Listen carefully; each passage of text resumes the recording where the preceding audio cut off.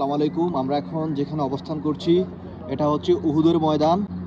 এই পাহাড়টি নিয়ে মক্কার কোরাইশদের সাথে মদিনাতে হযরত মুহাম্মদ সাল্লাল্লাহু আলাইহি সাল্লামের সাথে যুদ্ধ সংঘটিত হয়েছিল এবং এই যুদ্ধে তার ৭০ জন সাহাবী শাহাদাত বরণ করেন এবং হযরত মুহাম্মদ সাল্লাল্লাহু আলাইহি সাল্লামের দাঁত মোবারক এই স্থানটিতে শাহাদাত বরণ করে।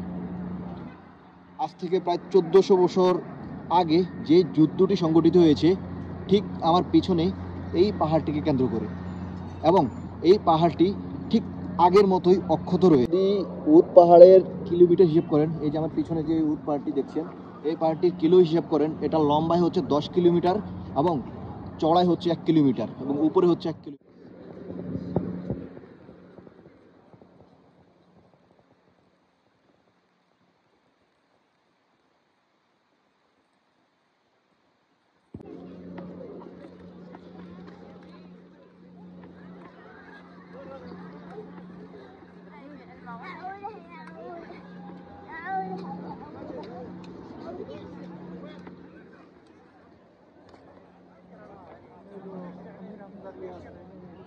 আমার পিছনে যেই কবরস্থানটি আছে এটা হচ্ছে নবীজি হযরত মুহাম্মদ সাল্লাল্লাহু আলাইহি সাল্লাম তার কাকা আমির হামজা ওনার কবরস্থান, এই যে ঠিক এই দেওয়ালের পিছনে।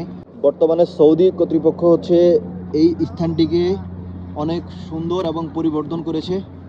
তার সাথে সাথে এখানে হচ্ছে হযরত হামজা রাদিয়াল্লাহু তাআলার নামে একটি শিক্ষা প্রতিষ্ঠানও আছে, যেখানে হচ্ছে শিশু বাচ্চাদেরকে শিক্ষাদান করা হয়।